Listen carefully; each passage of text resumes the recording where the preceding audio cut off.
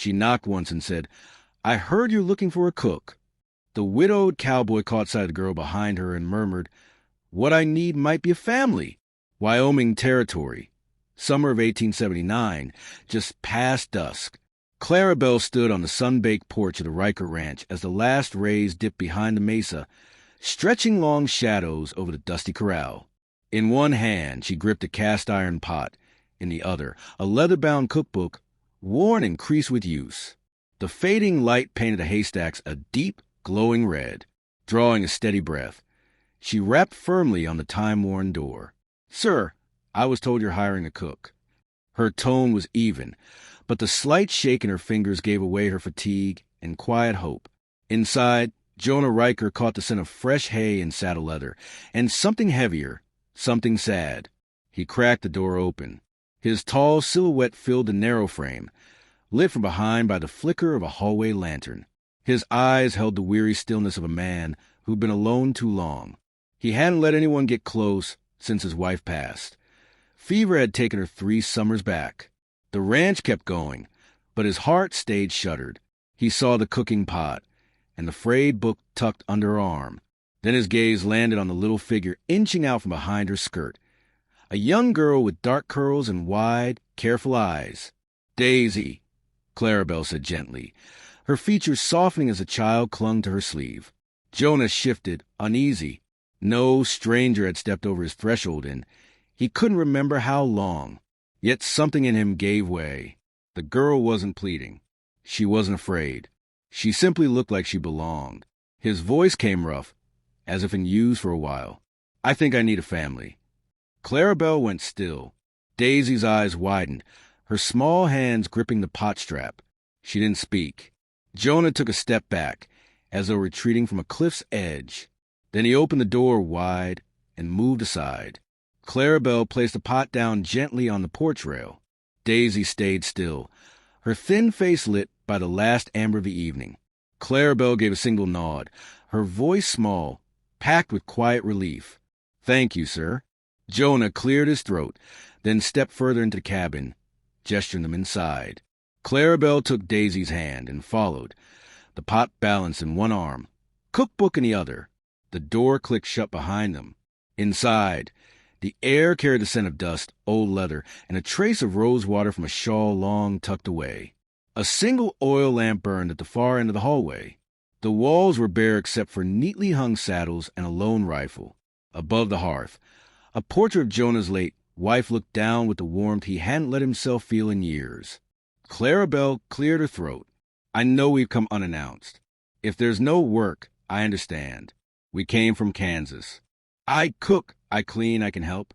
And Daisy," she paused and looked at her daughter, "she won't be any trouble." Jonah studied them. Clarabelle's tired shoes, the child's nervous stillness. He remembered the sound of his own daughter's laughter, long gone now. His eyes drifted to the swinging lamp, then back to the woman and her child. He gestured toward a chair by the fire.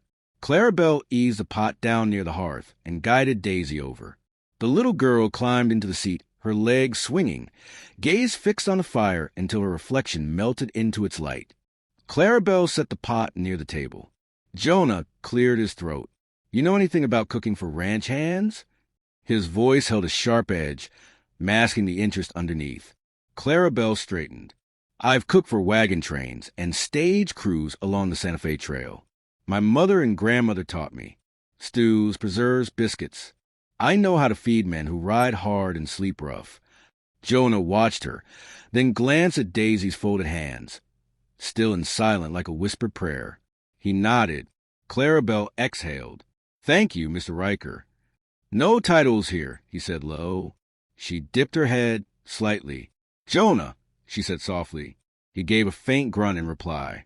She shifted the pot closer to the fire, letting its warmth rise. Daisy leaned forward, eyes on Jonah's scuffed boots. He cleared his throat again. "There's water in the basin, blankets on the shelf. Make yourselves at home." Without hesitation, Clarabelle helped Daisy out of her coat and draped it neatly over a chair. The child's posture eased. Jonah turned toward the stairwell, saying nothing more. Clarabelle lit a small lamp on the table. Daisy curled near the hearth, cheeks flushed, her eyelids heavy from the journey. Clarabelle took off her gloves and gently smoothed her daughter's hair. Jonah watched from the doorway, still and silent, as always, but something inside him stirred. Not nothing this time. Something real. Clarabelle looked up and met his eyes. "We won't be a burden," she said. He gave a slow nod. "We'll see." He shut the door, leaving the main lantern off. Outside, the wind whispered against the log walls. Inside, 3 quiet heartbeats pulsed beneath the soft lamp glow, and Jonah Riker began to wonder if it was more than just a door he had opened that night. As the wind howled to the wooden siding of the Riker ranch, something warmer had begun to settle inside. Clarabelle moved through the kitchen with rolled sleeves and a quiet determination. She was preparing her mother's southern meat pie, tender beef simmered with onions and carrots, tucked under a buttery, golden crust. The fragrance of thyme, garlic, and brown butter drifted up into the rafters, weaving into the bones of the house. Jonah sat at the table, his elbows resting on its worn surface, watching her hands as she worked. He watched silently, his expression unreadable. Clarabelle pulled the weighty pie from the oven, setting it on the table with a thud that broke the hush in the room. She divided it carefully onto 3 plates, steam rising into the cool evening air. Daisy scrambled into her seat and folded her hands neatly, as if it were Sunday supper. Her eyes sparkled. Clarabelle slid a plate in front of Jonah. "It's nothing fancy," she said, "but it'll fill you up." Jonah didn't respond. He lifted his fork, took a bite, chewed, and kept going, bite after bite, steady and silent. Clarabelle watched him closely, waiting, hoping for a sign. A word, a nod, anything. But Jonah said nothing. He simply ate until the plate was cleared. Then, without a word, he stood, walked his plate to basin, and began to wash it himself. Clarabelle blinked in surprise. She had braced herself for pushback, maybe even orders, but not this. Not quiet, almost dignified acceptance. She joined him at the sink with her own plate. Their hands brushed once over the soap, just a small touch, but neither of them said a word. Across the room, Daisy yawned and picked up a cloth. "Mama said I could help clean," she offered cheerfully, dragging the rag along the floorboards. Clarabelle smiled. "Just the corner, honey." Daisy nodded and floated around the table like a drifting leaf. But the long road and the warm meal soon caught up with her. Before long, she curled up in the padded chair by the hearth, rag still clutched in one hand, head tilted, eyelids fluttering shut. Jonah turned and caught sight of her. He froze. That chair, the old rocker, hadn't been touched since his wife passed. It still carried the weight of her absence, the memory of long nights spent hoping, waiting, praying. And now there she was, a child, trusting, quiet, and at peace, nestled into a space where sorrow used to sit. Jonah turned toward the hallway and opened a drawer he hadn't touched in years. Inside, a wool blanket lay folded, his wife's, patterned in rust and blue. He paused for a long moment, his fingers hesitating at the edge of the fabric. Then, slowly, he returned to the fire and knelt beside Daisy. Gently, he wrapped the blanket around her small shoulders. At the sink, Clarabelle saw everything. Her breath caught. She hadn't expected this. Not from a man who wore grief like armor. Clarabelle whispered, "Thank you." He didn't speak, but his hand lingered on the frame longer than it needed to, like he was holding back something heavier than cold air. That night, the smell of seasoned meat still floated gently through the house long after the dishes had been cleared. Jonah rose again without a word. He didn't look at her. Instead, he stepped to the door, opened it just a crack, and stared out into the sharp wind. The fire crackled low, and beneath a blanket one steeped in sorrow, a child slept without fear. In a home where grief had filled every room for 3 long years, something softer, quiet, wordless, finally stirred in reply. The sun beat high over the New Mexico sky, casting wide golden lines across the back lot of the ranch. Dust rode the dry wind, skimming the ground, but Jonah Riker paid it no mind. He stood in the corral, running long, steady strokes down the back of an aging mare. Her coat was a dull brown, one eye clouded with time. At the kitchen door, Clarabelle watched, drying her hands on a faded towel. The man and the horse stood in quiet communion. The mare didn't shy when his hand passed over her shoulder, not even when he murmured words so low the breeze may have carried them away.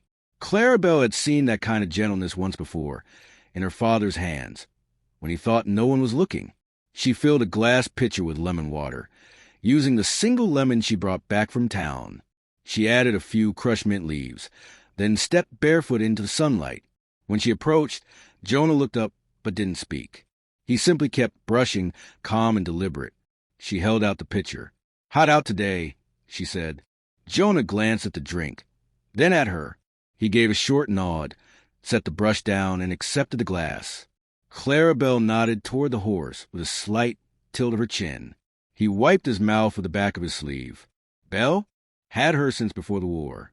Clarabelle blinked. "That's a lovely name." He glanced at her, just briefly. "It was my wife's." That explained it. The way he handled the mare like she was memory come alive. "She seems gentle," Clarabelle said. "She lost her eye in a hailstorm," he replied. "Some horses lose their minds when they go blind. Not her. She just adjusted." Clarabelle gave a slow nod. The strong ones always do. They stood in stillness for a while, wind threading softly through the fence slats. Jonah eventually turned to face her, glass still in hand. "You from Georgia?" Clarabelle raised her eyebrows, surprised. "That accent," he said, with the faintest lift at the corner of his mouth, "and the way you cook." She gave a quiet laugh. "Born in Mon. Left at 16. Too many ghosts." Jonah's gaze dimmed. "I understand that." Clarabelle shifted slightly, her voice dropping. "My father died at Antietam. My brothers, too. Mama passed before the war ended." Jonah looked down, running a hand along Belle's neck. "My wife died here. Fever got her fast. 2 winters ago." Clarabelle's voice was almost a whisper. "And Belle stopped eating after," he said. "I think she grieved her." Clarabelle reached out, gently combing her fingers through the horse's mane. Silence settled between them like a blanket. "She reminds me of someone," Clarabelle murmured. Jonah looked up. "Your husband?" She shook her head. "There was never a wedding, just misplaced trust. He vanished before Daisy could even speak her first word." Jonah studied her, not with judgment, but something else, something softer, maybe a new kind of understanding. "I thought about giving her his name," Clarabelle added, "but he didn't earn it." Jonah nodded slowly. Names carry weight. The heat still pressed in, but something in Clarabelle's chest lightened, like a loosened knot. Maybe it was the shade, or maybe it was the rare feeling of being heard. Jonah drained the last of his lemon water and handed her the glass. "Thanks." She took it. "You're welcome." He picked up the brush again, stroking it down Belle's side. "Daisy talks a lot." "You don't." "I used to," she said. "Then life gave me more burdens than words." He paused, looking at her, still carrying it well. Clarabelle met his eyes. "So, do you—" Neither of them smiled. But when she turned back toward the house, Jonah watched her go, not out of suspicion or manners, but because, for once, the silence didn't seem so necessary. By late afternoon, the wind had shifted. Sharper now, urgent, warning of a storm on the move. Bruise-colored clouds stacked along the horizon, and the prairie's golden light had turned to dull gray. Inside, Clarabelle sat staring at the ceiling. A slow, steady drip tapped into a tin bucket beside her. She set her sewing aside and stepped out, eyes tracing the roofline. A board had come loose near the chimney. From the ground, she could make out the dark spot where wind and rain had started to lay claim. Jonah was carrying feed to the barn when she rounded the corner, a hammer in one hand and a bundle of shingles tucked beneath the other arm. "You've got no business climbing that roof," he said before she'd even spoken. Without breaking stride, Clarabelle shot back. "And you got no business letting rain leak into your kitchen." He stood with arms folded, watching her approach the ladder. "The last storm took 2 boards clean off," she said. "I meant to fix it." "When?" she asked, already starting to climb. before or after the next storm rips the whole thing off. He muttered under his breath and followed. The wind picked up as she reached the top. From there, the view stretched for miles. Rolling fields, fences, the faint scar of the old road. But Clarabelle didn't take in the scenery. She knelt near the loose plank, eyes focused, hands steady as she nailed it back down. Jonah's boots sounded behind her as he climbed up with a grunt, passing her a nail when she reached for one. "You patch roofs often?" he asked. She gave a half-smile. Cooking fills the belly. Carpentry keeps the belly dry. He let out a low chuckle, his first real laugh since she'd arrived. They worked in sync. She held the boards, he hammered. She tucked the corners, he sealed the cracks. Slowly, piece by piece, the roof came together again. But as she moved to shift the bundle, her foot caught on a dusty beam. She slipped, her arms flailed. The sky spun. And then his hand, fast, strong, grabbing her wrist like a rope cast from the sky. Jonah had lunged, his other hand braced against the wood, chest rising hard from the effort. Clarabelle's breath hitched, her fingers clutching his arm. Their faces hovered inches apart. "I've got you," he said, voice rough low. She couldn't respond, couldn't breathe. They stayed like that, locked in something older than words, hearts pounding, breaths tangled. He didn't let go, not until dinner's ready. Daisy's voice floated up like a bell, shattering the moment. Clarabelle inhaled sharply. Jonah helped her up, his hand lingering long enough for them both to notice when it didn't. They finished the last shingle in silence, though neither of them noticed the wind anymore. By the time their boots hit the ground again, the sky had taken on that strange violet hue that comes just before a storm. Clarabelle brushed the dust from her hands and glanced toward Jonah. "Thank you," she said, quiet and deliberate. Jonah gave a tight nod, his jaw set. "I meant it. I've got you." She didn't answer, just stepped back into the house, heart thudding with something delicate, something that wasn't fear but trembled just the same. The morning after brought a stillness only prairie dawn seemed to know, hushed, pale, almost sacred. Clarabelle was up before the sun had fully risen, quietly tidying the sitting room, while Daisy remained curled beneath a quilt near the hearth. She was dusting a shelf when her fingers bumped the edge of a drawer beneath the bookcase, one she'd never noticed open before. The knob was stiff with disuse, resisted her pull, then relented with a groan. Inside sat a bundle of old letters, tied in a ribbon now faded to gray. Clarabelle hesitated. She glanced behind her, no one near, and gently untied the ribbon, careful as if the paper might crumble from breath alone. The handwriting was elegant, close, and unmistakably a woman's. She read the first lines, each one tightening her chest. "Jonah, my love, I know the fever won't spare me this time. There's too much I want to say, more than could ever fit in a letter. But if you find this after I'm gone, please, please remember. Don't let your sorrow become the place you live. Mourn me, but don't bury yourself beside me." The signature at the bottom was delicate, small, Belle. Clarabelle's hands trembled. The words felt like hands pressing gently but firmly against her ribs. She folded the letter with care, retied the ribbon, and set it back where it belonged. She said nothing to anyone. That evening, winter's breath whispered into the cabin's corners. A sharp draft slipped along the floorboards while the fire snapped steadily in the hearth. Clarabelle stirred a pot of beans and cornbread, her thoughts still circling that letter. Daisy sat at the table, crayons in hand. Jonah came in late, smelling of pine smoke and leather, carrying his usual quiet like an old coat. But something felt different tonight. After supper, Clarabelle began stacking dishes. Jonah rose as well, and to her surprise, gently took them from her hands. "I've got this," he said. She gave a small nod, uncertain. When she came back after tucking Daisy into bed, the kitchen had been cleaned. The room glowed faintly with firelight. Jonah sat in his usual chair beside it. The seat across from him, always untouched, always sacred, had been pulled slightly forward. He looked up as she entered. Then he gave a gentle pat to the cushion beside him. Clarabelle paused. He didn't speak, just waited, as if unsure whether inviting her into that space was hallowed ground. She crossed the room and sat down. The fire cracked softly. Jonah's voice was barely more than a breath. She always sat there, even when she was too weak to talk. Said she liked hearing the wind. Clarabelle watched the flames, then turned to him. She was kind. I can tell by the way this house still remembers her. He gave a slow nod. She left me a letter. I know, Clarabelle said gently. Jonah didn't react. His eyes shifted to the window, where faint stars shimmered behind the frost. She told me not to let grief become the house I live in. Clarabelle leaned forward. Do you think it already has? I think it keeps trying. She looked down at her hands, folded neatly in her lap. Then Jonah turned to her, firelight deepening the shadows in his gaze. Maybe now. Maybe it's time to let someone help build the next one. The fire cracked between them.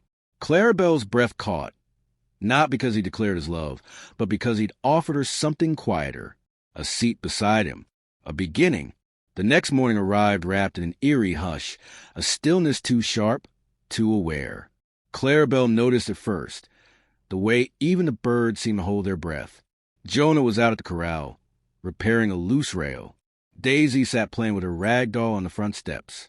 That's when he showed up, a man on horseback, riding alone but with a certainty that set nerves on edge. He was dressed better than most who passed through. Brown coat, polished boots, gloves too clean for real labor.